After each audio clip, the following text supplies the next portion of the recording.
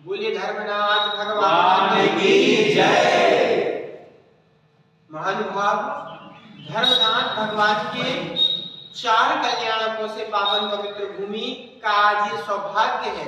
कहते हैं जब किसी क्षेत्र में दिगंबर साधु रत्नत्रयधारी का आगमन होता है तो उस क्षेत्र के प्रत्येक जीव के महान कर्मों के पुण्योदय में आते हैं। उन्हीं कर्मों का उदय यहाँ आया है, पुण्य कर्म का उदय आया है कि हमारे बीच में आचार्य गुरुवर्षी विद्यासागर जी महाराज के परम प्रभावक शिष्य पूज्य मुनि श्री अरग सागर जी महाराज धर्मनाथ भगवान की जन्मभूमि रतनपुरी नौनारी अयोध्या में पधारे हुए हैं।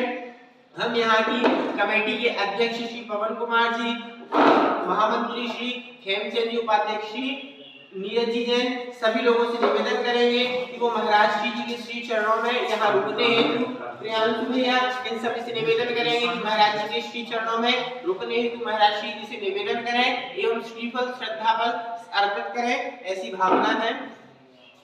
महाराज जी, हमारी कमेटी का आपसे निवेदन है, महाराज जी आप यहाँ आए और कुछ दिन रुक कर हमें समय प्रदान करें जिससे हमारे पेटों का विकास हो सके।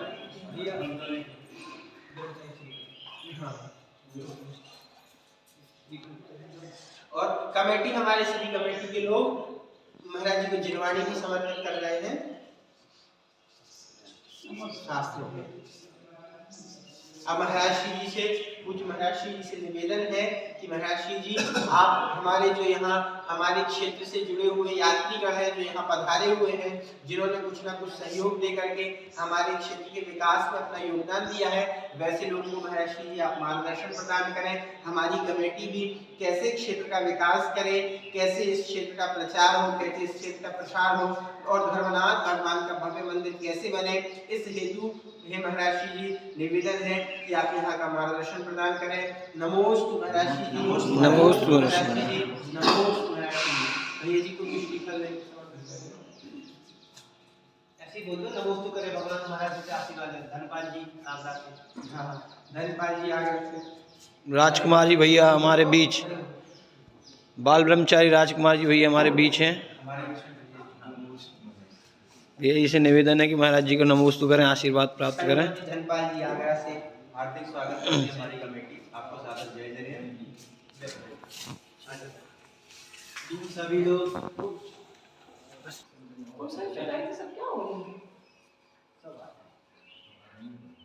लोग अपने दोनों चल कर सभी लोग अपने दोनों हाथ जोड़ेंगे और मेरे साथ महामंत्र के लिए अपना मानस तैयार करें।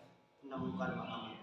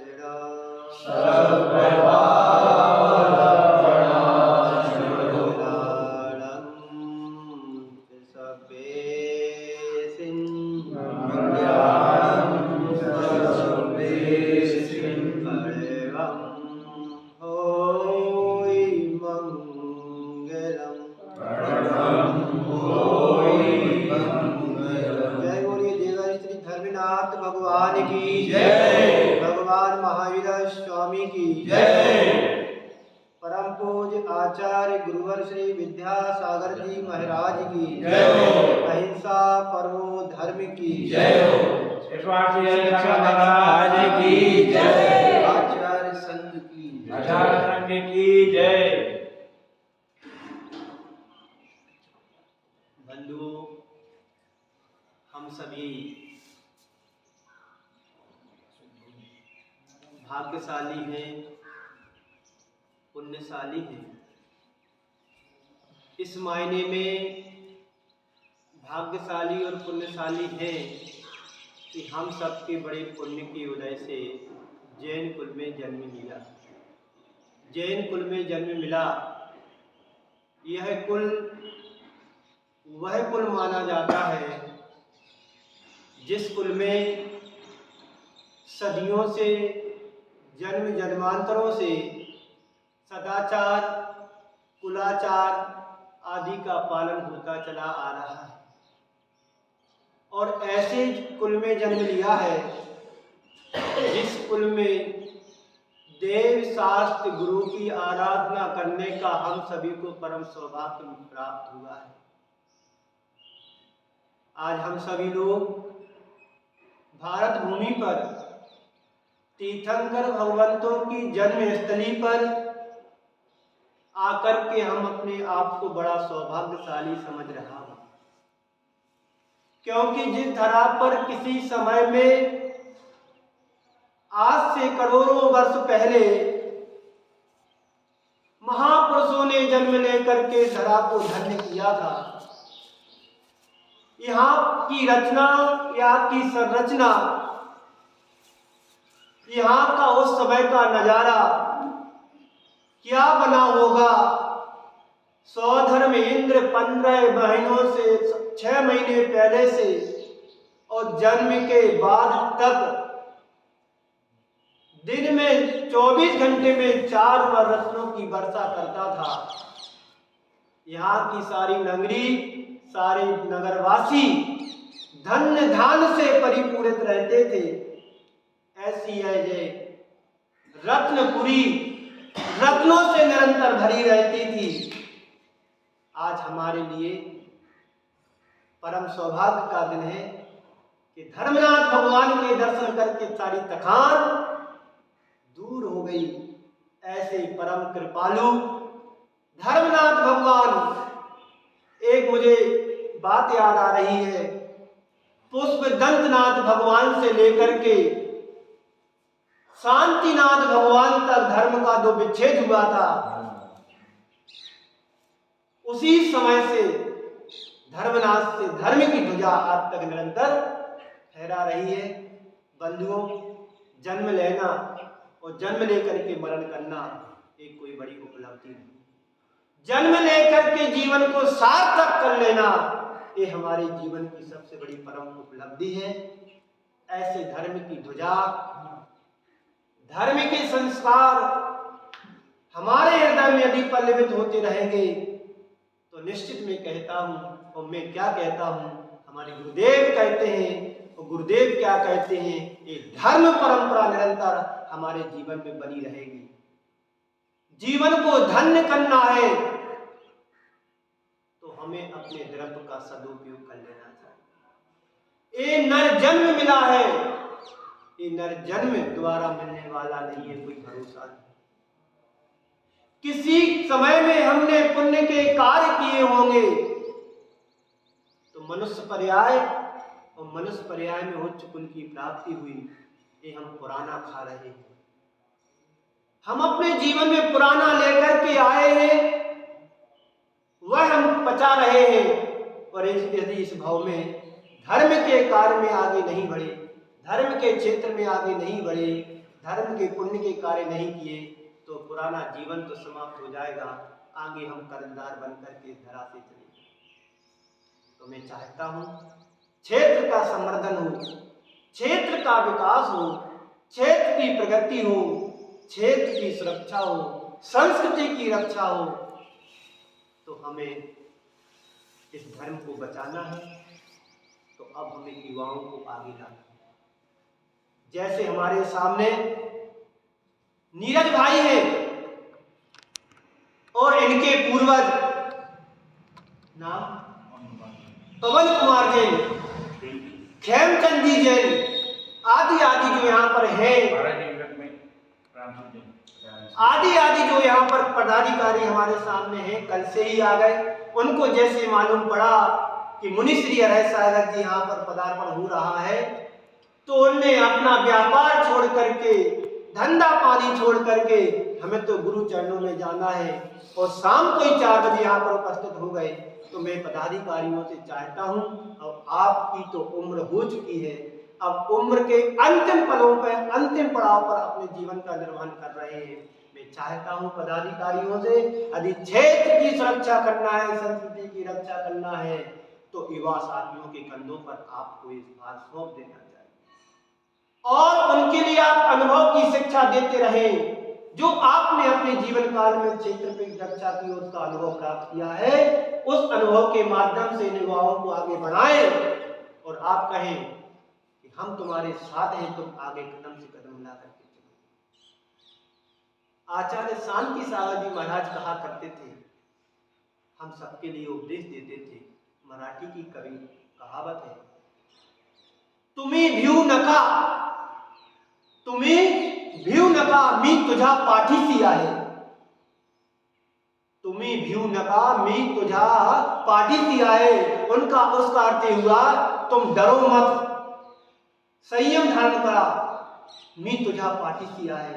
तुम डरो मत, संयम को धारण करो, हम तुम्हारे पीछे हैं। तो मैं आप सभी से यही कहना चाहता हूं कि आप अपने बच्चों को, आप अपने युवाओं के, अंचल के जितने भी शहर गांव नगर हैं, इन सब के युवाओं को इकट्ठा करो। क्षेत्र एकमात्र रत्नपुरी नहीं, जितने भी इस उत्तर प्रदेश में जन्म भगवानों के हुए हैं, उन सारे क्षेत्रों का संवर्धन, संस्कृति रक्षा करना है। तो युवाओं को कलेक्ट करें, इकट्ठा करें, और उनको आगे बढ़ाएं, तभी हमारा धर्म, हमारे क्षेत्र सुरक्षित रह पाएंगे। अन्यथा आज से 25-50 साल बाद ये दशा हमारी होने वाली है। हो सकता है मैं भविष्य करता नहीं हूं, लेकिन मुझे समझ में आ रहा है कि जनसंख्या हमारी निरंतर ह्रास हो रही है, बढ़ नहीं रही है। तो क्षेत्र की रक्षा के लिए, संस्कृति की सुरक्षा के लिए, धर्म के विकास के लिए कौन आगे आएगा? जब हमारी समाज नहीं रहेगी, क्षेत्र की सुरक्षा कौन करेगा? धर्म कौन बचाएगा? धर्म की ध्वजा लेकर के आगे कौन चलेगा? आज हमारे गिने चुने समाज के लोग हैं, यदि वही धीरे धीरे विलुप्त हो जाएंगे, धर्म भी एक समय आएगा कि धर्म था, है नहीं है। तो धर्म की रक्षा के लिए हमें आगे आना है, प्राणपण से क्षेत्रों की रक्षा करना है। हमने जितना कमाया है, हम अपने सगे हाथों से, इन अपने हाथों के द्वारा क्षेत्र के विकास में लगाएंगे, क्षेत्र का विकास करेंगे, तो आपके जीवन का विकास अपने आप हो जाएगा। हम ना कुछ लेकर के आए थे, न लेकर के जाएंगे। मुझे इस बात की खुशी है कि आप लोग भी आज क्षेत्र के प्रति समर्पित हैं। नीरज भाई, खेमचंद जी और पवन कुमार जी और भैया प्रियांशु, और हमारे सबसे बड़ी विशेष बात तो यह है कि पूज्य मुनि श्री सुधा सागर जी महाराज के द्वारा जो एक संस्थान संचालित हो रहा है सांगानेर, जहां पर पंडित रतनलाल जी बेनाडा जी ने अपनी पूरी ताकत लगा करके युवाओं को तैयार किया है, विद्वान बनाए। वहां से चल करके 3-4 युवा यहाँ पर श्रेयांश है, नीरज है, सचिन है, यहाँ पर अपनी सेवाएं दे रहे हैं। वो सेवाएं नहीं दे रहे हैं, एक समर्पण भाव से रह करके यहाँ पर भगवान की सेवा कर रहे हैं। ये सेवा निरंतर करते रहे, पैसा मिले ना मिले, लेकिन सेवा में कमी नहीं रखना। श्रेयांश भाई, नीरज भाई और सचिन भाई, यदि हम क्षेत्र पर आए हैं, क्षेत्र के लिए समर्पित होकर के काम करें। ये क्षेत्र कोई दूसरे का नहीं। यदि हमने जैन कुल में जन्म लिया है, तो हमारा धर्म और कर्तव्य बनता है कि प्राणपण से क्षेत्र की रक्षा करें, क्षेत्र को बचाएं, क्षेत्र की सुरक्षा में लगे और उसकी भक्ति भाव से पूजा पाठ अर्चना करते रहे, जिससे हमारी कर्मों की निजरा हो। कल शाम को यहाँ पर बैठे थे, एक श्राविका ने निवेदन करते हुए कहा कि महाराज निजरा कैसे होती है, कैसे करें? बस यही तो साधन है। प्रतिकूलताओं में, अभाव में अपने जीवन को तटस्थ बनाए रखना ही कर्म निर्जरा का साधन है। अनुकूलताओं तो हर व्यक्ति अपने सुख भोग लेते हैं, लेकिन प्रतिकूलताओं में चल करके जो जीवन का निर्माण किया जाता है वहीं तुम्हारी परीक्षा की घड़ी होती है और वहीं पर कर्मों की निर्जरा होती है। ज्ञान, ध्यान, तपोरता, ज्ञान, ज्ञान और तप ही हमारे जीवन की निर्जरा के साधन है। श्रावक का श्रावकपना तभी सुनिश्चित होता है जब दान और पूजा से श्रावक जुड़ता है। पैसा कमाते हैं, पैसा पाप से कमाया जाता है, उस पाप की कमाई को यदि धर्म के क्षेत्र में लगा देते हैं तो वह तुम्हारा पैसा पुण्य के रूप में बदल करके तुम्हारे जीवन के लिए अनुकूलता है, सुख सुविधाओं को प्रदान करता है। पैसा हमने कमाया है, सुख भोगने के लिए कमाया है, तो एक तो पैसा कमाते समय पाप का अर्जन हुआ और जब सुख भोगोगे तो पाप का अर्जन ही होगा। उस पैसे को यदि हमने भगवान के श्री चरणों की सेवा में लगा दिया तो तुम्हारा जीवन धन हो गया, पैसा भी धन हो गया। मैं आप सबसे कहना चाहता हूँ तुम्हारे जीवन का दुखद निधन हो। ध्यान से सुनना पवन कुमार जी, खेमचंद जी,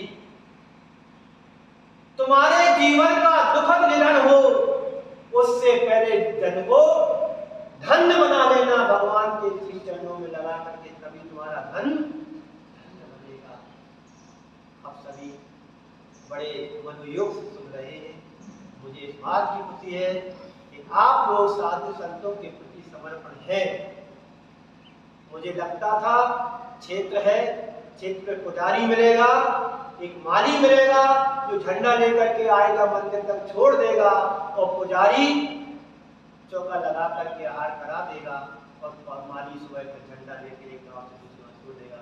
लेकिन मुझे इस बात की खुशी है, बड़ी प्रसन्नता के साथ में बोल रहा हूं, कह रहा हूं, यदि आपके अंदर ये उत्साह बना रहेगा देश साधु के प्रति तो धर्म कभी लुप्त होने वाला, कभी विलुप्त नहीं होगा। क्यों? ये संस्कार हमारे जन्म के हैं और रग रग में बढ़े रहना चाहिए। वही संस्कार हमारी पीढ़ी में आना चाहिए। हम पीढ़ी को संस्कार कैसे देते? एक माँ जब गर्भवती होती है, एक माँ जब गर्भवती होती है तो बच्चों को संस्कारवान बनाने के लिए पहले दूसरे महीने से ही धर्म ध्यान में जुट जाती है। कई शिशु के ऊपर अमिट छाप पड़ती है।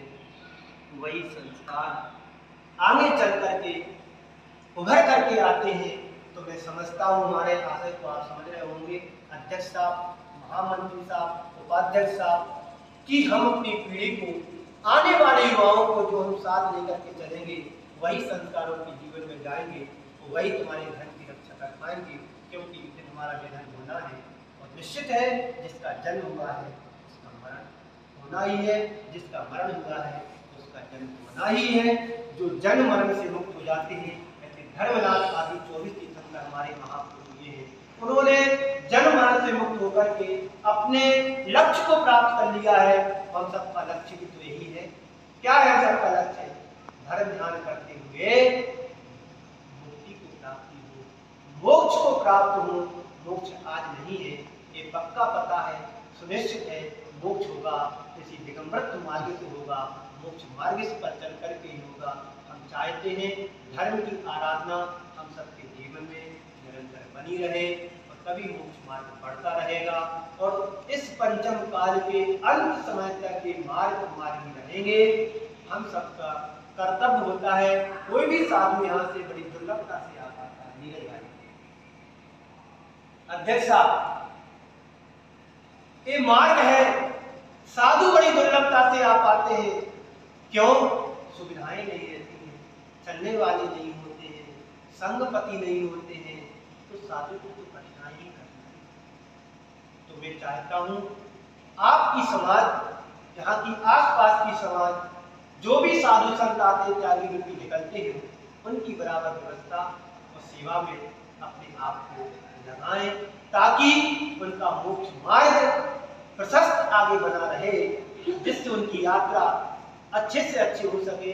क्योंकि आप सभी तो गाड़ी वाहन वाले हैं, आप जहां चाहे वहां जा सकते हैं, देश नहीं विदेश में भी आप जाने की क्षमता रखते हैं, लेकिन साधु संत तो पैदल चलते हैं, हजारों हजार किलोमीटर की यात्रा पैदल चल लेते हैं। क्यों?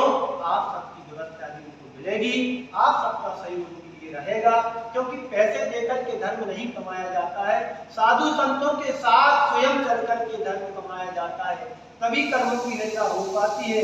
घर में रह करके खाना बनाना, आहार चौका बनाना कितना सरल और सहज है, लेकिन बाहर चल करके सारी गृहस्थी को ले जाकर के चौका लगाना ऐसा है जैसे समुद्र में से रत्न को प्राप्त करना है, ऐसे बाहर चल करके चौका लगाना उसी तरह से है। तो मेरा आशय आप ये नहीं समझना कि मैं अपने लिए बोल रहा हूँ, मैं हमारे लिए नहीं बोल रहा हूँ, मैं मोक्ष मार्ग पर चलने वाले मार्गियों के लिए बोल रहा हूँ। हम अपने लिए बोलेंगे तो हमारा तो दोष हो जाएगा, क्या हमारे लिए नहीं। जो भी इस मार्ग से संत साधु निकलते हैं, समाज का धर्म और कर्तव्य होता है। भगवान की पूजा छोड़ देना, साधु की व्यवस्था में लग जाना, वो महापूजा कहलाती है। भगवान की पूजा करोगे ठीक है, अपनी जगह है, लेकिन साधु संतों के दूर साथ रहकर उनकी चौका लगाकर जहाँ करा दिए, तुमने जीवन में असीम पुण्य कर लिया। जब वन में श्री रामचंद्र जी चौका लगाकर के आहार दे रहे थे, वहीं पर बैठे हुए 4 प्राणी थे, बंदर था, मुर्गा था, बकरी थी और भी अन्य प्राणी थे। वे सबने अनुमोदना की में क्या आहार दे सकते हैं? नहीं दे सकते हैं, लेकिन उन प्राणियों ने हाथ जोड़ करके अनुमोदना की। धन्य है ये स्वरूप, धन्य है जीवन, सच्चा स्वरूप तो यही है, सच्चा धर्म तो यही है। इस तरह की भावना भाई होगी, वही जाकर के आदिनाथ का जीव बना, वही जाकर के श्रेयांश का जीव बना, वही जाकर के श्रीमती का जीव बना। आप देखिए इतिहास के पन्नों को पलट करके, धर्म पुराण भरे पड़े हुए हैं आख्यानों से। हम किस पर्याय में कौन सा बंद कर ले कोई कहा नहीं जा सकता। हो सकता है यहाँ पर आप सब सुन रहे हो, किसी को संवेद की प्राप्ति हो, हमारा जीवन धन्य हो गया, सफल हो गया, सुनिश्चित हो मोक्ष मिलना ही हो। तो समय आप सबका हो रहा है। कल में शाम को आया था और आज यहाँ से बिहार भी करना है, जैसा कि अभी दिगंबर जैन समाज की तरफ से पदाधिकारियों की तरफ से और पदाधिकारियों ने भी हमारे लिए विनम्र निवेदन किया कि महाराज श्री आप यहाँ पर रुकिएगा। रुकना तो मैं भी चाहता हूँ, क्योंकि धर्म के स्थान आयतन है, तो साधु यदि नहीं रहेगा तो महलों में रहेगा नहीं। लेकिन आप सबको पता है गर्मी आने वाली है और हमारे लिए हमारा लक्ष्य है हस्तिनापुर जाने का, और बीच में जो भी श्रावक समाज नगर गांव मिलते हैं तो मैं देने का कोशिश करता हूँ। अब गर्मी आएगी, ठंडी जाने वाली जा रही है, निश्चित ही मुझे आगे जाना है।